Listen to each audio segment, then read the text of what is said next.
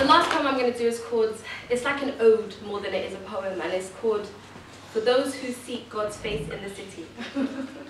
For those who seek Allah in the city. It's basically a poem I wrote about a year ago, and it was around a time, it was winter, and it was around a time where it was just a time where people, like, I had started working at Rumi's Cave, and it was, many of you may have heard of Rumi's Cave, I don't know, but it's like a kind of Muslim, it's a bit like this, it's a community space.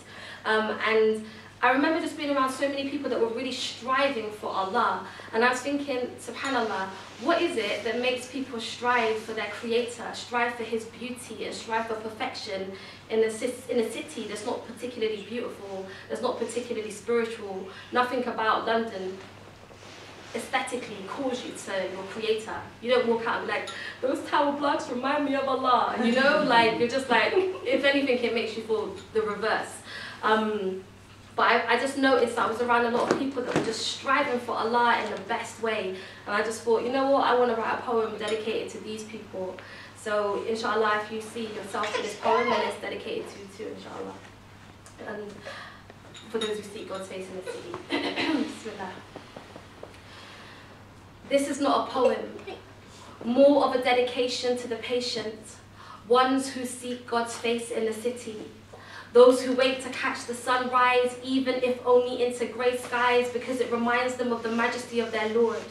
Those who seek the sun's decline behind graffiti patterned railway lines, praying for orange and red light to paint blast the sky, because they realize if you look close enough, God always sends us signs. Even when street lamps dull the stars in the sky, they try. Even though high-rise buildings barricade the skyline, they try.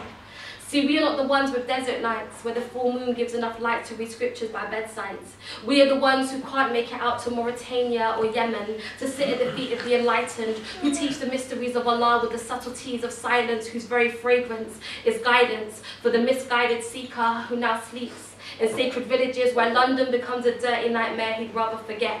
No street fights, no police sirens, no forced-right children. No people trying to earn a living on broken pavements to pay rent. This is for those who seek Mustafa, the chosen one, in the land of the frozen sun, where we need machines that blow heat to help us sleep.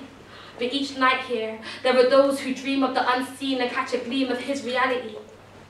Waking up in tower blocks with the unwavering conviction that there is a God. This is for those who seek Allah in a city, looking for light in a land of dark days and dark nights, tense hearts and bitter minds. To those who still seek the light in people's eyes, because they know we are all a manifestation of God's signs, and everyone is reaching for Him, even if they don't realize. This is for those with mercy in their eyes, whose prayers have the power to pierce the sky. Irregardless of where they reside, God always hears His servants' cries. Irregardless of where they reside, God always hears His servants' cries.